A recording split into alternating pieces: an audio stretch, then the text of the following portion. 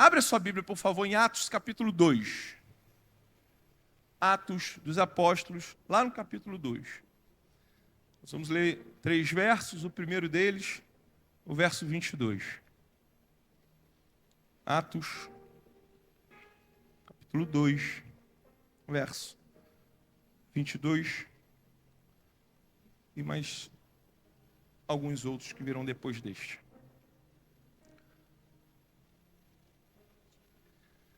Atos, capítulo 2, verso 22. Olha o que diz a palavra do Senhor. Todos chegaram lá? O de lá dos teles é bom de endereço. Pensando o quê? Olha lá. Atos, capítulo 2, verso 22. Vamos ler. Diz assim a palavra do Senhor. Israelitas, ouçam estas palavras. Jesus de Nazaré foi aprovado por Deus diante de vocês por meio de milagres, maravilhas e sinais que Deus fez entre vocês por intermédio dele, como vocês mesmos sabem.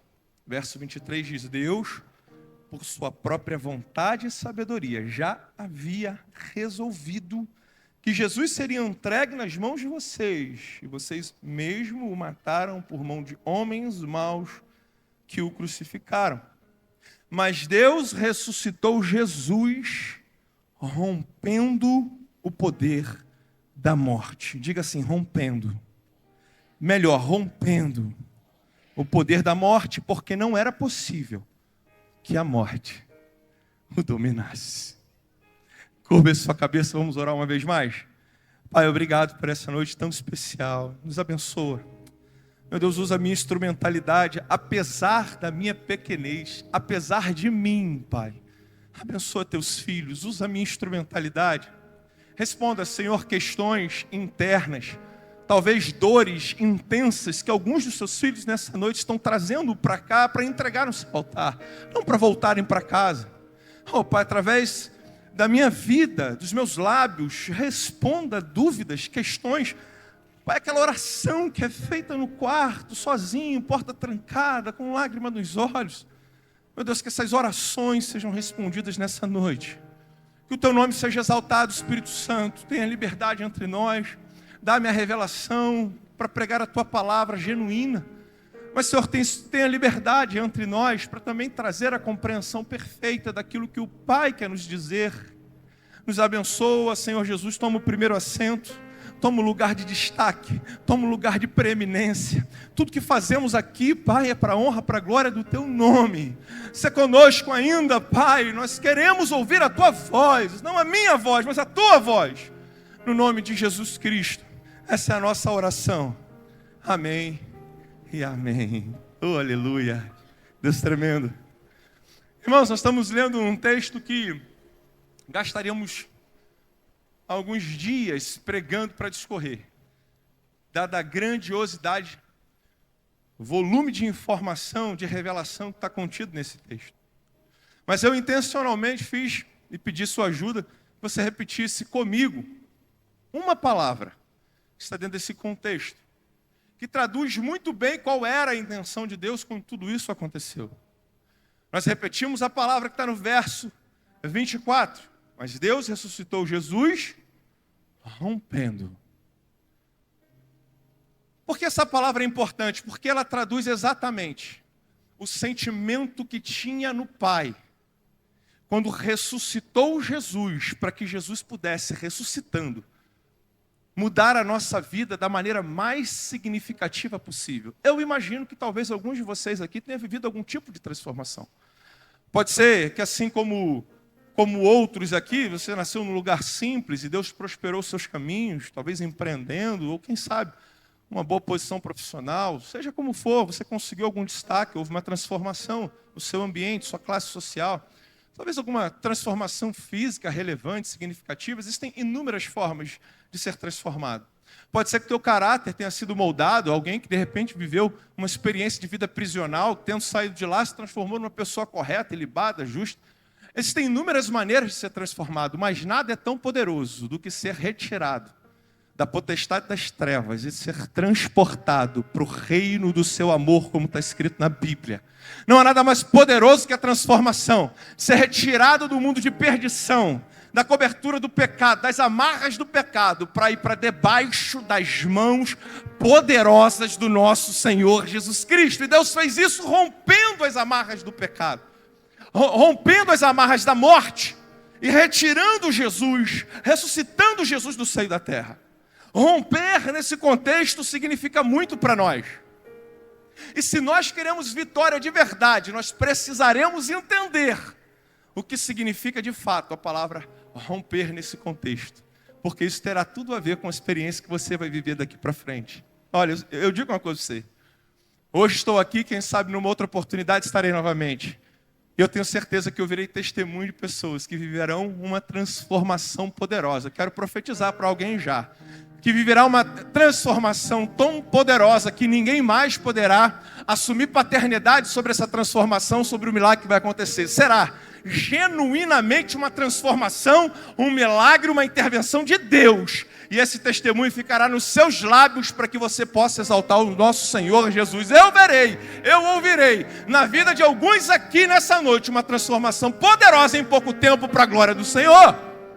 Isso tem a ver com romper. Vamos entender isso? Você me empresta alguns minutos da sua atenção? O significado de romper, eu queria que você entendesse isso que a gente vai falar aqui.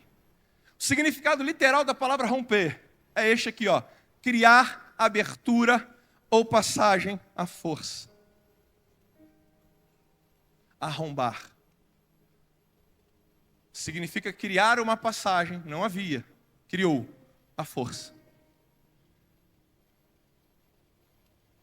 Quando a palavra diz, quando nós lemos que o Senhor nosso Deus Pai rompeu com as amarras da morte, Ele está dizendo, essa passagem não existia. Esse espaço não existia. Esse buraco não existia, mas a vontade de Deus de fazer Jesus sair, ressuscitar do seio da terra, para dar uma nova oportunidade para a humanidade, era maior do que aquilo que o prenderia. Romper. Diga, não é passar, é romper. Romper tem emprego de violência, de força. Olha um outro significado, significa separar duas partes. Não significa separar duas partes com singeleza, com calma, com ternura. Significa separar duas partes, pastor Anderson, com violência, com certa agressividade. Calma com essa palavra que eu não quero que ninguém entenda errado. Mas uma certa agressividade, uma certa indignação, que muitas vezes nos falta. Ser pacífico é diferente de pacificidade. Deus tinha uma indignação, porque Ele não queria que as amarras da morte conservassem Jesus num lugar de derrota, porque era necessário que Jesus dali levantasse para triunfar. Romper. Violência. Agressividade. Intrepidez. Posso ilustrar isso aqui para você? Quem aqui já manuseou uma furadeira? Erga a mão, amém. Uma furadeira.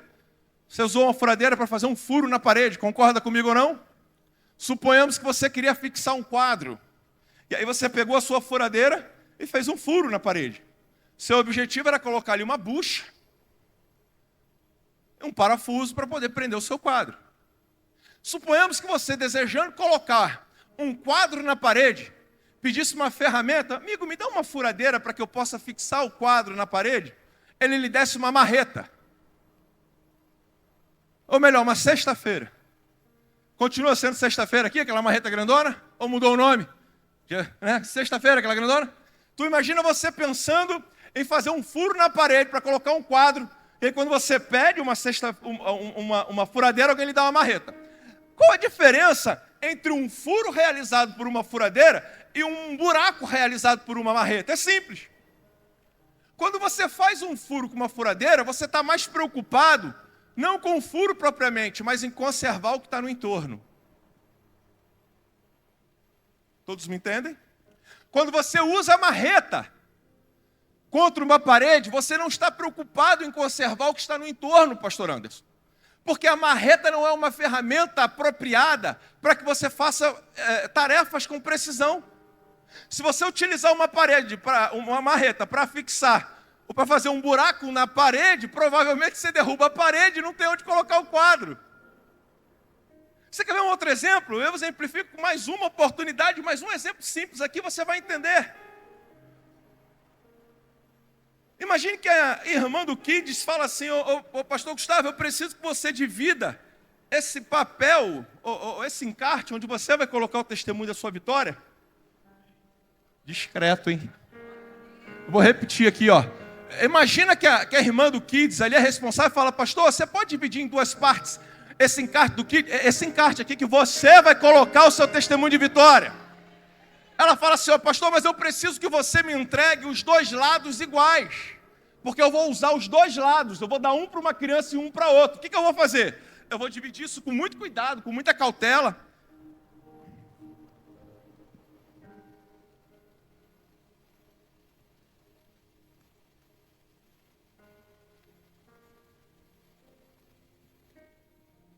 Vai ficar brava comigo.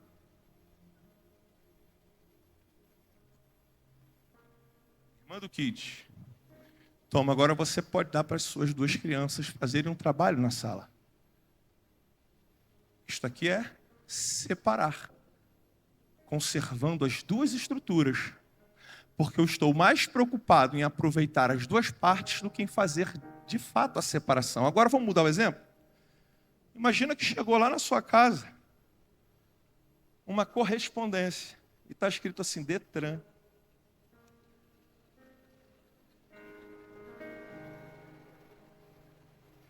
Aí você se lembra que você andou aqui na Avenida Brasil com o celular na mão e passou uma viatura do lado. Aquela multazinha ruim de pagar, irmão. Não é verdade? Aí você fica indignado com aquilo. O que você faz com essa carta?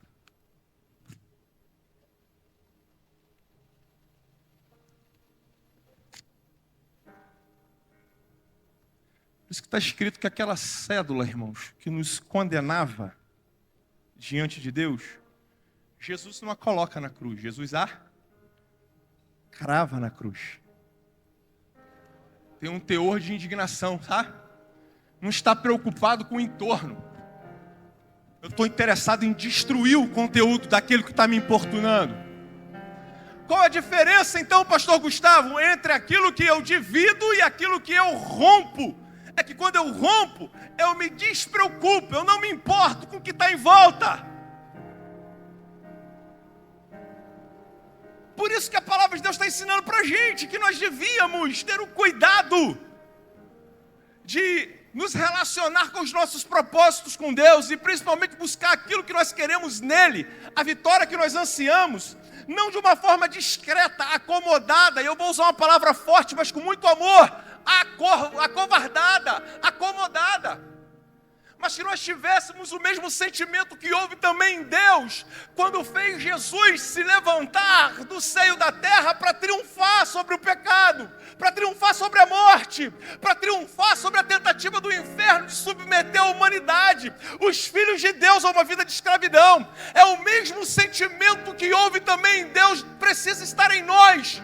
Um sentimento de indignação, um desejo de vencer que nos tire do lugar da prostração, da covardia, do medo, das orações discretas, do sono que nos impede de frequentar as consagrações pela manhã. Nós precisamos de um sentimento como houve também em Deus, para romper com as amarras que nos impedem de viver tempos de vitória para a glória de Jesus. É sobre romper, é sobre rasgar, é sobre se indignar. É isso que o texto está dizendo. Deus estava indignado, porque a morte havia triunfado, até que em Jesus ela foi desmontada, destruída e desfeita. Eu creio que eu estou pregando para pessoas aqui que se chegaram aqui com algum medo, com alguma preocupação, que chegaram aqui talvez distraídos com as coisas da vida, talvez até sem saber se poderiam com autoridade falar: Senhor, eu preciso. Sabe aquele clamor de quem de fato está sentindo dor, de quem de fato quer se ver como prioridade, de quem tem sentimento de urgência. Eu creio que estou pregando para pessoas aqui que talvez entraram por aquela porta que tinham até um entendimento que parecia enteado de Deus, sobrinho, sabe? Não. Sobrinho é separar papéis, mas filhos de Deus, quando entram na presença de Deus, entram para romper com as amarras que o afasta, que o impede, que não permite que ele acesse a vontade de Deus, a plenitude de Deus, os milagres de Deus reservados para ele nesse tempo. Tem milagre de Deus para você em nome de Jesus, mas tem um sentimento que ele quer enxergar em você, tem uma indignação que ele precisa enxergar em você, para que isto aconteça da maneira como o Senhor dos céus planejou para mim e para a sua vida. Você não vai voltar do jeito que você entrou, não. Você não vai voltar do jeito que entrou, não. Eu vi um glória aqui, eu vou continuar falando até esse glória que saiu daqui e tomando essa igreja, sabe? Você não vai entrar do jeito, você não vai sair do jeito que você entrou, não.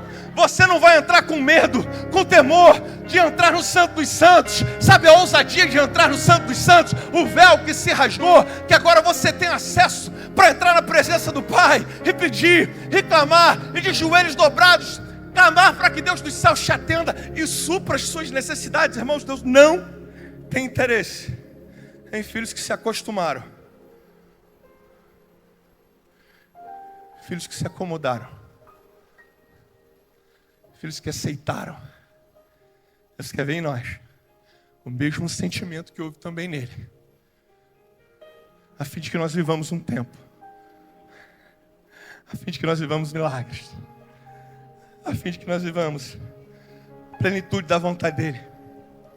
Sabe, irmãos, que o exemplo que eu te dei quer dizer, vou colocar aqui, pastor, mas depois eu pego. Não te dá trabalho não, tá, irmão? Pode ficar, vou só botar aqui para não atrapalhar, que está me incomodando. Escuta aqui. Sabe o que Deus quer? Sabe o que Deus veio falar com você nessa noite? Que se você está de fato interessado transformação na casa que você precisa, na mudança do marido, do jeito que você tanto ora, que você tanto pede, que você tanto quer, você vai estar obrigado a parar de se preocupar com o que está no entorno. Deus está falando com pessoas aqui nessa noite, é a hora de trocar a ferramenta de trabalho. Você está tentando ver o teu marido de joelho aqui na frente, mas você está tentando fazer isso com furadeiras.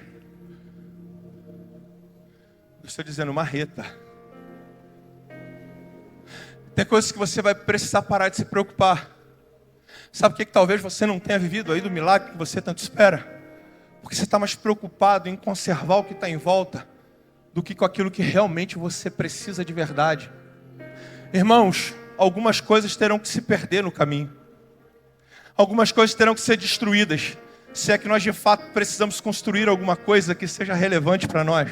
Se nós queremos mesmo viver um tempo de milagre, algumas coisas que estão em volta vão ter que se perder. Sabe, irmão, se chegou o tempo da intimidade com Deus, de uma vida cristã genuína, algumas coisas vão ter que se perder no caminho. Você sabe o que a palavra de Deus diz sobre isso? Se você não lançar uma semente na terra, e estiver disposto a ver aquela semente que você lançou se perder, morrer, você nunca jamais verá o fruto daquela semente que você lançou nascer. Deus está dizendo, se você quer vida, algumas cascas que protegem vão ter que ser rompidas. O Senhor está falando com pessoas aqui, talvez o erro que você tem cometido é que você está mais preocupado com aquilo que você pode perder do que com aquilo que você deve ganhar, ou que você pode ganhar. O que o Senhor está dizendo para nós aqui é que o que está no entorno precisa ficar. Eu vou te dar 3 exemplos, no quarto a gente encerra. A gente já vai embora para casa abençoado, porque você tem milagres para viver, eu tenho certeza que isso vai acontecer na sua vida. Pare de se preocupar com o entorno. Você quer uma prova disso? Eu vou usar o exemplo de Abraão para falar disso sobre você, para falar disso com você. Porque o exemplo de Abraão é um exemplo de alguém que estava disponível para romper com algumas coisas que estavam para trás. Abraão entendeu que para viver um tempo de promessa seria necessário que algumas coisas ficassem para trás. O exemplo de Abraão é o exemplo de alguém que para romper deixou sua herança para trás, para romper por uma vida de cumprimento de promessas. Eu aplico isso rápido para você, porque Deus está falando com alguém aqui. Sabe o que herança representa na vida de Abraão? Passado. Você lembra do exemplo que eu dei? Ou você rompe definitivamente com as amarras do passado para viver um tempo de milagre. Ou então as amarras do passado te submergirão numa vida que não atinge propósitos. Abraão tinha muito a perder, mas mais a perder do que a herança que ele recebera do pai, da vida confortável a que ele tinha direito. Ele perderia a chance de viver a exata razão para a qual ele nasceu e foi criado. Abraão tinha muito a perder ao romper com aquilo que ficou, deixar para trás a terra de Harã, onde o pai estabeleceu e deixou sua herança. Era necessário para Abraão deixar tudo para trás e avançar para uma terra nova. Era necessário para Abraão, irmãos, entenda isto aqui, romper com as lembranças, romper com a segurança. Sabe qual é o perfil de Abraão, irmãos? O perfil de Abraão é aqueles que ficam assim, ó. Às vezes é um empreendedor, um pequeno empreendedor, um médio empreendedor. Alguém que tem o seu pequeno negócio, que talvez é patrão de si mesmo. Aquele que não pode se dar férias. Não sei se tem alguém aqui. Alguém que não está preocupado com o fim da escala 6x1, porque ele não tem... É ele mesmo. Ele trabalha 7x7, não é essa? A gente que de repente é empreendedor e está encarando a vida com garra, coragem, com tudo que tem. Que vai para cima com tudo. Não sei se tem gente aqui que vive essa experiência. Talvez o que está faltando para você romper para uma nova vida, para um novo patamar, para um novo estágio, para você dobrar de repente o teu faturamento, é simplesmente você parar de acreditar que vai ser um sócio, alguém que vai colocar dinheiro, alguém que vai investir em você. É parar de acreditar que alguém que vai deixar alguma coisa para você, para que você, aproveitando aquilo que vão deixar, a herança que vão te permitir ter, você vai conseguir avançar para uma próxima fase. O Senhor está dizendo para você, abandona essa crença, deixa para trás essa falsa esperança, abandona essa herança, abandona esse desejo de, esperando que alguém faça por você, viabilizar aquele lugar para onde você pretende chegar. O Senhor está falando para pessoas aqui que têm o sentimento de Abraão, que estão decididos a romper como Abraão. Deus provavelmente não está te dizendo aonde Ele vai te levar, mas se é Ele que está te mandando ir, vai com coragem, porque se o Senhor falou vai, Ele garante a tua chegada lá. Tem uma terra de promessa preparada para você, mas não vai ser no lugar da acomodação, não vai ser no lugar das falsas esperanças, não vai ser esperando que alguém venha resolver alguma coisa para você, ou deixar alguma coisa que resolva os seus problemas. Não, vai ser acreditando com ousadia e coragem, que Deus, e tão somente Deus, é o principal financiador dos seus projetos, daquilo que você quer viver, do patamar que você deseja chegar. Escuta, aqui é tempo de cumprimento de promessas. Você vai sair daquele lugar para um lugar melhor, você vai dobrar o seu faturamento, você não vai depender de ninguém, não vai ter ninguém que vai poder dizer para você, fui eu que te ajudei. O Senhor te ajudará, e você romperá do lugar da espera da herança para o lugar do cumprimento das promessas. Ei, Deus já falou com você, eu vou fazer, portanto creia, ainda que Ele não tenha dito como, ainda que Ele não tenha dito aonde, creia, é tempo de cumprimento de promessa na vida de Abraão, que está disposto a romper com o passado, com a expectativa de herança, e viverá um tempo de multiplicação e milagres extraordinários, em nome de Jesus. Você acredita nisso? Então diga, eu creio.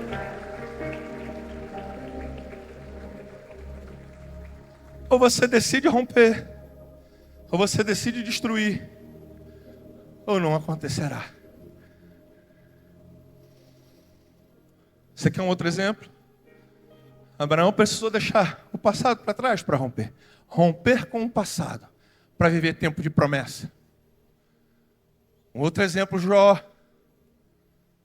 Jó foi um homem que precisou viver uma experiência tal como essa de Abraão. Em um outro aspecto, mas ele precisou viver. Jó rompeu com a mágoa, com a tristeza, para romper por um tempo de restituição e recompensas em dobro. Pastor, eu estou buscando um tempo de vitória.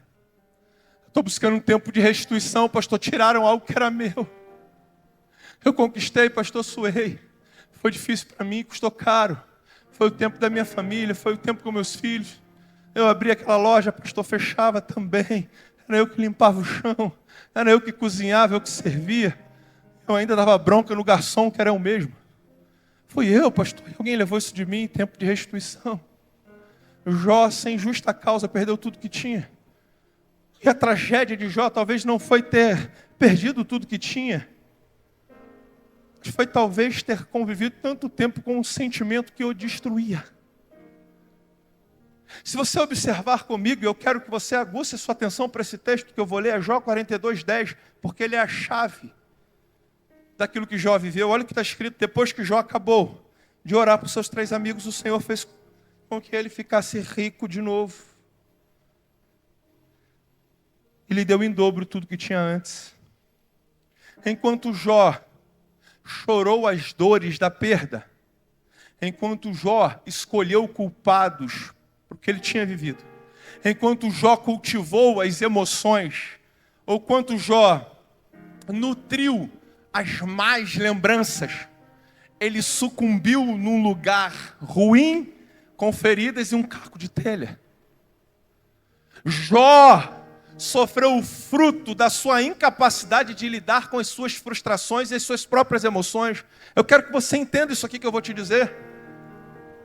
Jó sofreu porque não foi capaz de liberar o perdão que lhe colocaria no tempo da restituição.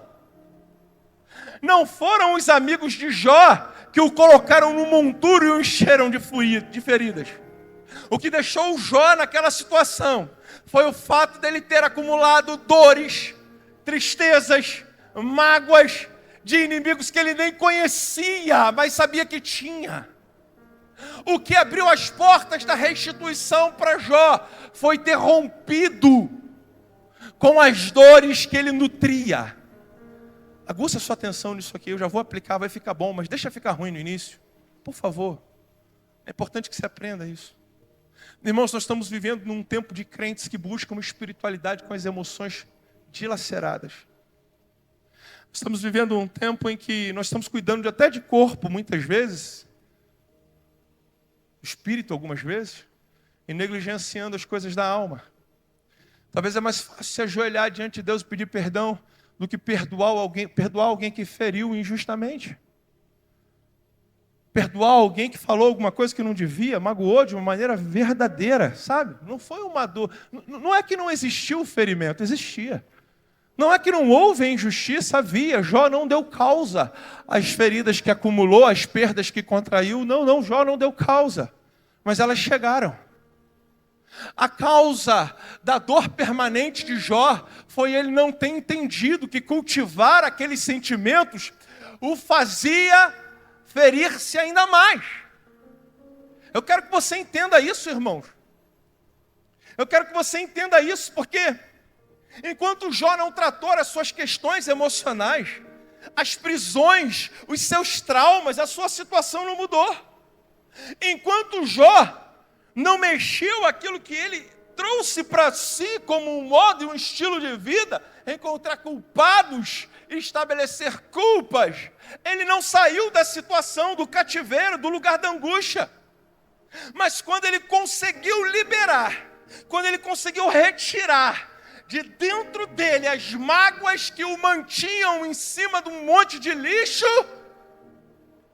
a hora que ele conseguiu tirar isso de si, de dentro de si, o cativeiro dele virou, a multiplicação chegou, o milagre aconteceu, a vitória chegou, o testemunho aconteceu, o milagre extraordinário foi vivido, sabe, o sobrenatural aconteceu, enquanto Jó não mexeu, não limpou, não arrancou de si aquilo que o mantinha no cativeiro, a liberdade não chegou, a boa fase não chegou. Irmãos, eu creio sinceramente que algumas coisas que nós temos buscado, vitórias que nós temos buscado, ainda não chegaram, porque nós temos nos alimentado de coisas, ou temos nutrido o nosso emocional de uma maneira ruim. que nos machuca, que nos fere, que nos deixa num lugar ruim, que nos deixa de um jeito mal, que nos deixa ferido, que nos afasta daquilo que é a vontade de Deus. Eu não duvido que a vontade de Deus imediata era que Jó vivesse aquele tempo de restituição, mas enquanto ele não conseguiu tratar suas emoções, ele ficou ali. Tem um texto que eu gosto muito, Tiago, capítulo 1, verso 21, diz assim: pelo que rejeitando toda imundícia e acúmulo de malícia, recebei com mansidão a palavra em voz enxertada. Sabe o que a gente tem que aprender com Jó, irmãos? Que inobstante, independente das mágoas, tristezas, dos sentimentos ruins que têm ferido o nosso emocional, têm nos deprimido de alguma forma, eu quero dizer algo para você: Deus te deu o poder para lidar com isso de uma maneira. Deus te deu poder, Deus te deu autoridade para lidar com as feridas emocionais que talvez você tenha vivido e experimentado, de maneira a poder arrancá-las de você, para que algo bom possa ocupar. Irmãos, terra de mágoa não dá nada, terra de tristeza não multiplica. O que o Senhor está dizendo para mim e para você: substitua a tristeza pela alegria. Arranque o sentimento de dor, o sentimento de culpa, aquilo que só te fere. Substitua por um sentimento bom, porque a palavra de Deus nos autoriza a manipular o nosso emocional de uma maneira a controlá-lo. Você tem poder sobre a tristeza que quer te assolar. Dá para ela um sorriso retumbante. Quando a depressão tentar te pegar e te jogar dentro do quarto, levanta sorrindo, coloca um louvor, dobra o joelho e lembra de tudo que Deus já fez na sua vida. Lembra do poder de Deus para te tirar de situações perigosas. Lembra como Deus te tirou de situações de perigo, como viveu o pastor Anderson. Deus te protegeu, te cobriu, Deus te deu livramento, e você de repente de alguma forma está nutrindo um sentimento para te fazer acreditar que o Deus que te livrou um dia agora vai te abandonar. Eu estou repreendendo esse sentimento no nome de Jesus. Todo levante de Satanás contra o teu emocional está repreendido no nome de Jesus. Eu estou ordenando na autoridade do nome de Jesus: sai agora todo levante do mal contra o emocional, todo levante do mal contra você, contra a sua casa, contra a sua família, toda opressão do maligno que quer te deprimir, quer te colocar no teu quarto escondido, acuado. Ei, levanta daí e resplandeça, porque Deus te levantou, Deus te chamou, Deus te ungiu, Deus te capacitou, Deus te autorizou a pisar serpentes e escorpiões, a orar e demônios baterem em retirada, a impor mãos sobre enfermos e eles serem curados, em nome de Jesus. Tome posse da autoridade que Deus te deu e interfira no mundo, no sobrenatural, na vida de pessoas. Essa é a vontade de Deus para você. Chegou o dia de romper com a prostração, de romper com o emocional fracassado, de romper com o tempo da depressão, para viver um tempo de vitória, no nome de Jesus. Tem vitória para você, tem vitória para sua casa, tem vitória no seu negócio, em nome de Jesus, em nome de Jesus. Recebe no nome de Jesus. Se você acredita, diga: eu creio. Chega, não, eu vou encerrar, irmãos. Eu encerro aqui, mas eu encerro já. Se a banda quiser me ajudar aqui, eu já estou terminando. Eu vou te contar um último exemplo, antes de fazer aqui uma oração junto com vocês, com a permissão do pastor. Porque tem um outro homem que tomou uma atitude corajosa e rompeu. O nome dele é Eliseu. Diga: Eliseu. Eliseu faz algo que eu admiro. Um dos textos para mim pequenos, é um texto pequeno, mas que me inspira. Porque Eliseu também, ele rompe, ele anula, ele elimina as chances, ele elimina possibilidades. Eliseu é o exemplo do homem que implode pontes para romper, para se tornar o profeta da porção dobrada. Tem pessoas nessa noite, Deus está falando contigo. Você lembra que Deus já falou com você? Você lembra que Deus já te convocou? Deus já te chamou. Deus um dia disse para você, eu tenho um negócio contigo. Você se acostumou à vida sentado num canto, batendo palma, dando glória a Deus, aleluia. Não que isso não seja importante, é muito. Glória a Deus. Mas Deus tem propósito contigo. Deus tem negócio com você. O que me chama a atenção na vida de Eliseu é que ele foi capaz de romper com a possibilidade de um dia voltar. Às vezes a gente se pergunta, não sei se você já se perguntou, eu já me perguntei, Senhor, por que eu não rompo nessa área da vida? E algumas vezes Deus me fez lembrar de Eliseu. O Senhor disse para mim assim, Gustavo, é porque diferente de Eliseu, você quer romper em coisas. Você quer romper em áreas. Você quer chegar em margens, nas outras margens do rio, sem se desvencilhar com as margens que você saiu.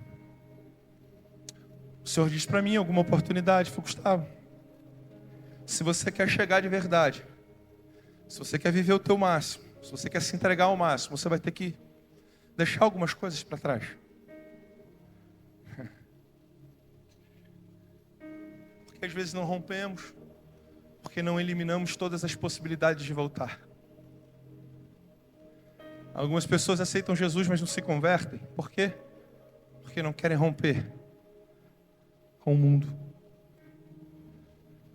Já ouviu no Raimundo? É um crente, é um pé no mundo, é um pé na igreja e outro no mundo. Já ouviu isso? Ela quer viver do seu próprio negócio, mas ela não consegue romper para dedicar-se ao máximo. Ela até crê que tem uma vocação, mas ela não consegue se dedicar plenamente. Está sempre repartindo. Está sempre dividindo.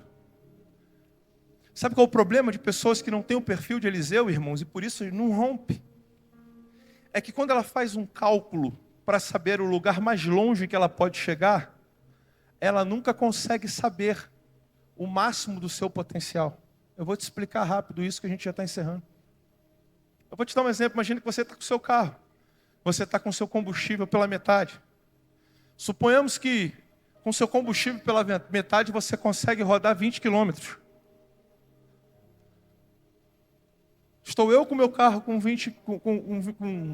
metade do tanque. E o Joãozinho está com o carro dele com 20 quilômetros.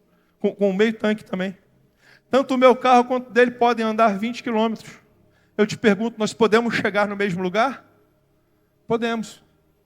Mas obrigatoriamente nós dois chegaremos no mesmo lugar? Não. Porque tem pessoas como Eliseu, irmãos, que fazem essa conta aqui. Bom, se eu tenho meio tanque de gasolina, e meio tanque de gasolina me permite andar 20 quilômetros, eu saio daqui e chego naquela parede, 20 quilômetros. Mas quem não pensa como Eliseu, irmãos, ele faz assim, ó, eu tenho 20 quilômetros no tanque, eu saio daqui, gasto 10 para ir, ali é meu máximo. Por quê? Se algo der errado, eu preciso ter 10 para voltar. Escuta o que eu estou te dizendo. Todos me entendem aqui? Eu vou repetir para você. Tem pessoas que não sabem o seu melhor, porque elas economizam no reservatório de energia, de fé, de busca. Sempre uma parte para voltar da onde saíram. Eliseu, quando Elias passa a capa nele, imediatamente pega a sua junta de boi, monta uma bela de uma churrasqueira, mata os animais e faz churrasco para todo mundo. Conjectura minha, irmãos, o pai Safate, o pai de Eliseu, Elias passa a capa em Eliseu, ao ver, entende o que aconteceu. Fala, Elias, eu posso voltar para falar com os meus pais? Tu me autoriza? Eliseu estava disposto a ir embora sem voltar para falar com os pais, tá? Desprendimento, convicção. Ele estava disposto a romper como profeta de Israel, como moço de Elias. Posso voltar? Elias fala, pode. Você sabe o que eu fiz por você, ou seja, você recebeu o toque da capa. que te autoriza a me seguir. Ele volta para falar com o pai. Só que ele já fez churrasco com os bois e já fez churrasco usando como carvão a carroça. Fala com o pai: pai, aconteceu. O pai diz: o que, meu filho? Elias passou aqui. Aí o pai disse: filho, então se cumpriu, né? Aquilo que nós ouvimos na consagração, no culto do sobrenatural lá em Vila dos Teles, de que Deus te chamaria para uma vida profética. Eliseu falou: foi, pai, ele tocou a capa em mim. Aí o pai dele, Safate, está na Bíblia, diz assim: filho, tocou? Ele falou: tocou, eu vou segui-lo. Aí eu imagino o pai de Eliseu dizendo assim: pai, eu vou lá, dar um beijo na mãe. Aí o pai pergunta: filho, mas e os bois? E as carroças? Eliseu fala: que carroça, pai? Que boi? Meu filho, vai que você indo com Elias, depois dos 3 meses de experiência, ele te manda de volta para cá. Vai que você não é aprovado na entrevista, no processo seletivo, e você tem que voltar. Eliseu fala assim: pai, não tem carroça mais. Não tem boi mais.